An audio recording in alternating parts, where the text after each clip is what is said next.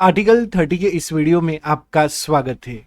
आज हम cultural and educational rights के बारे में बात करेंगे, जो कि एक फंडामेंटल राइट की एक कैटेगरी है और उसमें हम आर्टिकल 30 की बात कर रहे हैं। और ये है right of minorities to establish and administer educational institution. तो चलिए शुरू करते हैं। तो सबसे पहले बात कर ले कि ये जो फंडामेंटल राइट की कैटेगरी है उसमें कल्चरल एंड एजुकेशनल राइट्स के बारे में बात कर रहे हैं और आर्टिकल 29 और 30 में ये कल्चरल एंड एजुकेशनल राइट्स दिए गए हैं, जिसमें आज हम आर्टिकल 30 के बारे में बात कर रहे हैं। तो सबसे पहले बात करते हैं कि जो आर्टिकल 30 है उसमें दो क्लॉज है।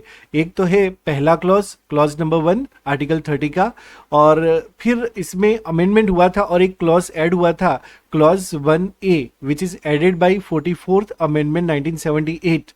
और उसके बाद हम बात करेंगे सेकंड क्लॉज के बारे में बात करेंगे आर्टिकल 30 के। तो चलिए शुरू करते हैं।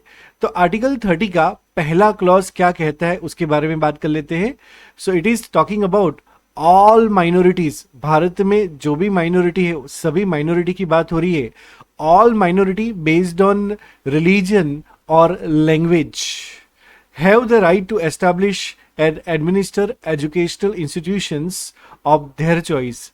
कि हमारे देश में रिलीजन के बेस पे या फिर लैंग्वेज के बेस पे जो भी माइनॉरिटी है उन सभी माइनॉरिटी को ये अधिकार है। कौन सा अधिकार? Right to establish and administer educational institution of their choice.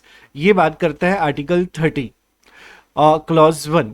अब बात करते हैं कि आर्टिकल 30 के क्लॉज 1 में एक और क्लॉज ऐड हुआ, सब क्लॉज ऐड हुआ, जिसे क्लॉज 1A कहा जाता है, which is added by 44th amendment 1978। इसमें कहा गया है कि if state acquire minority institution property, कि अगर कोई माइनॉरिटी इंस्टीट्यूशन है भारत में और सरकार उनकी प्रॉपर्टी को एक्वायर करती है, then compensation must be paid to them.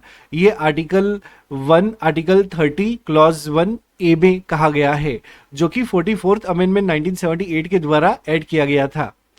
फिर आर्टिकल 30 में जो सेकंड क्लॉज है, क्लॉज नंबर 2, ये क्या कहता है? ये कहता है state cannot discriminate in giving aid to education institution on the ground that it is under minority management। कि जब सरकार जो एड देती है, हेल्प देती है एजुकेशन इंस्टीट्यूशन को, तो वो माइनॉरिटी मैनेजमेंट के साथ, वो माइनॉरिटी इंस्टीट्यूशन के साथ भेदभाव नहीं कर सकती। ये आर्टिकल 30 के क्लॉज 2 में कहा गया है। चलिए इसी के हम की पॉइंट्स को समझते हैं। तो देखिए कि पहले तो इस आर्टिकल 30 में हु कैन क्लेम आर्टिकल 30, ये राइट कौन क्लेम कर सकता है? तो उसका आंसर है ओनली रिलीजियस और लिंग्विस्टिक माइनॉरिटीज। तो यहाँ पे माइनॉरिटीज को दो तरीके से देखा जाता है, एक तो रिलीजन के तौर पे और एक है जिसका बेस लैंग्वेज, लिंग्विस्टिक माइनॉरिटी। और इन्हीं दो बेस पे माइनॉरिटी को आर्टिकल 30 का प्रोटेक्शन मिलता है, राइट मिलता है। व्हाट दे कैन डू, क्या कर सकते हैं? They can establish and manage their own school, college etcetera. अच्छा, किस पे अप्लाई होता है? तो ये दोनों पे अप्लाई होता है, सिटीजन्स के ऊपर अप्लाई होता है और एंड माइनॉरिटी कम्युनिटीज के साथ अप्लाई होता है। अच्छा, स्टेट का रोल क्या है? तो state cannot deny financial aid और state cannot discriminate based on minority status. अच्छा, एड का रेगुलेशन क्या है? मदद करने का regulation. So minority institution receiving aid must still follow basic standard. जो माइनॉरिटी इंस्टीट्यूशन है उसे बेसिक स्टैंडर्ड को फॉलो करना होगा, बट दे रिटेन ऑटोनॉमी। उनके पास ऑटोनॉमी जरूर रहेगी, लेकिन बेसिक स्टैंडर्ड को उनको फॉलो करना पड़ेगा। चलिए आर्टिकल 30 को कुछ इंपॉर्टेंट केस लॉस के माध्यम से समझेंगे। तो पहला केस लॉ समझेंगे TMA Pai foundation versus state of Karnataka 2002 का केस है। उसके बाद सेंट स्टीफन कॉलेज 1992 के केस से समझेंगे और उसके बाद सिद्ध भाई Sabhai versus state of Bombay 1963 के केस से समझेंगे। और चौथा केस है PA Inamdar versus state of Maharashtra 2005 का केस है। तो इन केस लॉस को देख लेते हैं। तो सबसे पहला केस है TMA Pai foundation versus state of Karnataka 2002 का केस है। यहां पे बात हुई थी कि जो ऑटोनॉमी है, माइनॉरिटी इंस्टीट्यूशन का जो ऑटोनॉमी है एडमिशन के लिए, तो उसके ऊपर बात की गई थी कि क्या वो अपने हिसाब से, माइनॉरिटी संस्था जो है वो अपने हिसाब से एडमिशन दे सकते हैं कि नहीं दे सकते हैं। सुप्रीम कोर्ट ने यहाँ पे कहा था कि minority institution have the right to admit their community students, कि अपनी ही कम्युनिटी स्टूडेंट्स को वो एडमिट करने के लिए, एडमिशन देने के लिए उनके पास अधिकार है।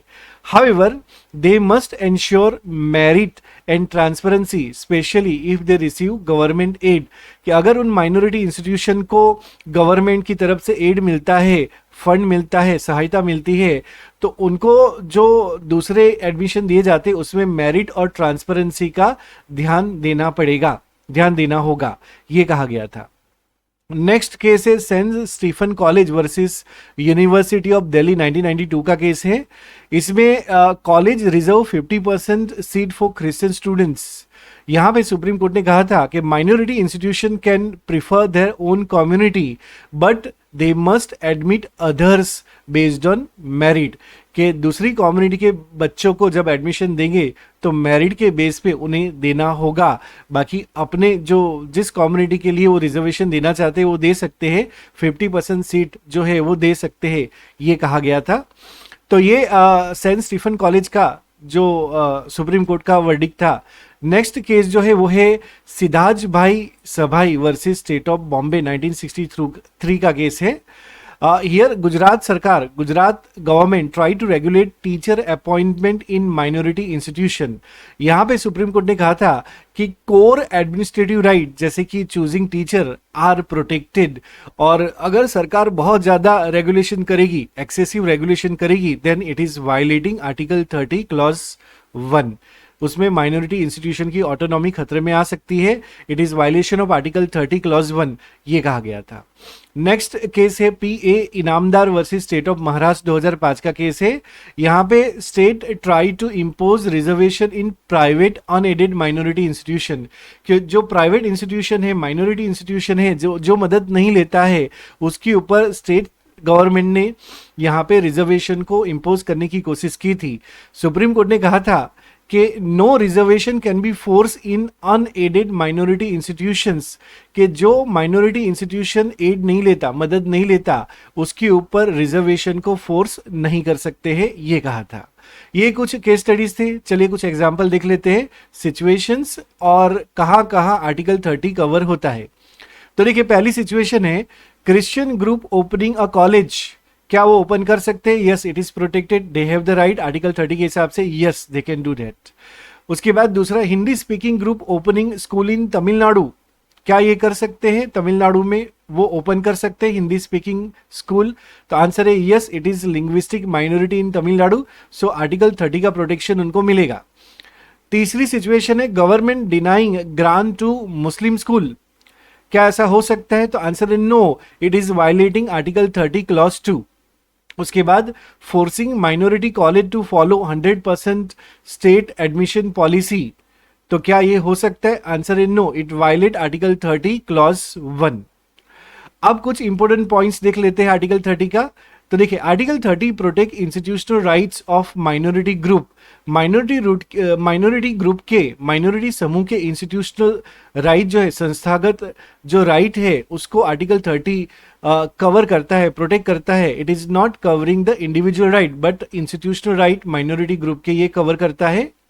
दूसरा, it is available only to minorities, जैसे आर्टिकल 29 जो है वो माइनॉरिटी और मेजोरिटी ऑल सिटीजन को अवेलेबल होता है, लेकिन आर्टिकल 30 ओनली माइनॉरिटी को ही अवेलेबल है, ये बात का ध्यान रखिएगा।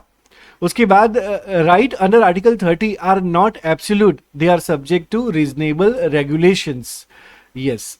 और नेक्स्ट है minority status is determine state wise, जो माइनॉरिटी स्टेटस जो है वो स्टेट वाइज डिटरमाइन होता है, जैसा कि TMA पाई जजमेंट में कहा गया है। तो ये कुछ इंपॉर्टेंट पॉइंट थे और यहाँ पे हम इसको कंक्लूड करते हैं कि आर्टिकल 30 जो है वो कहाँ अप्लाई होता है, तो ये रिलीजियस एंड लिंग्विस्टिक माइनॉरिटीज के पास अप्लाई होता है। क्या राइट है? Right to establish and manage educational institution by minority, तो ये अधिकार दिया गया है। उसके बाद लिमिटेशन क्या है? तो रीजनेबल स्टेट रेगुलेशन यहाँ पे अलाउड होता है। अच्छा, प्रोटेक्शन क्या है? तो protection from discrimination in state aid, कि जो जब स्टेट एड देगा, जो ग्रांट देगा, उसमें डिस्क्रिमिनेशन से प्रोटेक्शन मिलता है। और की केस कौन से है? तो यहाँ पे TMA पाई केस है 2002 का, सेंट स्टीफन कॉलेज का केस 1992 का है, और इनामदार केस है 2005 का। ये इंपॉर्टेंट केस है इसके अंदर। आर्टिकल 30 यहाँ पे कंप्लीट होता है। चलिए कुछ क्वेश्चंस देख लेते हैं।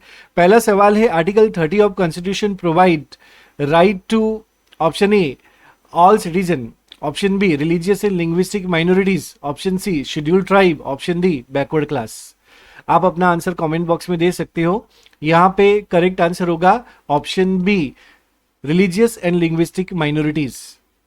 Next question, which of the following is a correct statement under Article 30 Clause 2? Option A, minority institution cannot get state aid. Option B, minority institution must admit all students equally. Option C, the state shall not discriminate in giving aid based on minority status. And option D, minority right can be denied if unaided. यहाँ पे correct answer होगा option C, state shall not discriminate in giving aid based on minority status.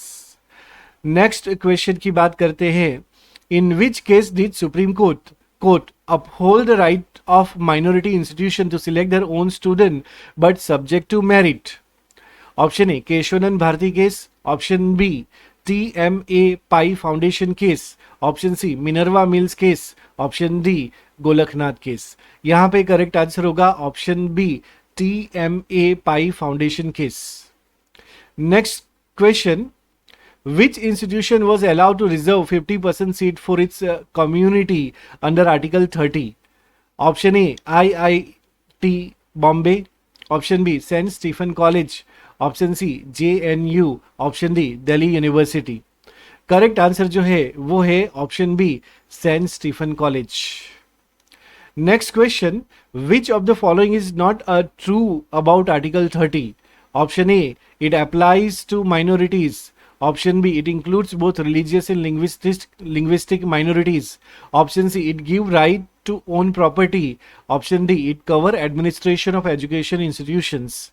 यहां पे correct answer होगा option C, it give right to own property. ये नहीं है।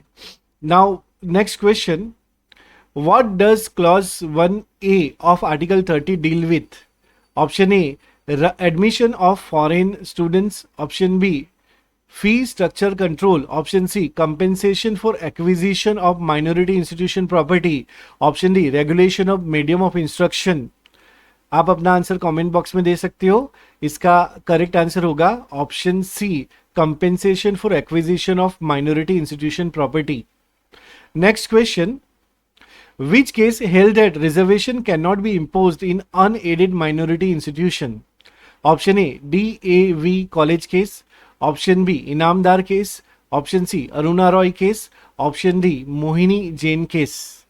Correct answer होगा यहां पे option B, Inamdar case 2005। Next question, minority status for article 30 is determine based on, option A, national level data, option B, religion only, option C, state wise population, option D, caste grouping. यहां पे correct answer होगा option C, state wise population. Yes, तो यहां पे article 30 को हम complete करते हैं। इस वीडियो को देखने के लिए आपका धन्यवाद। Thank you so much.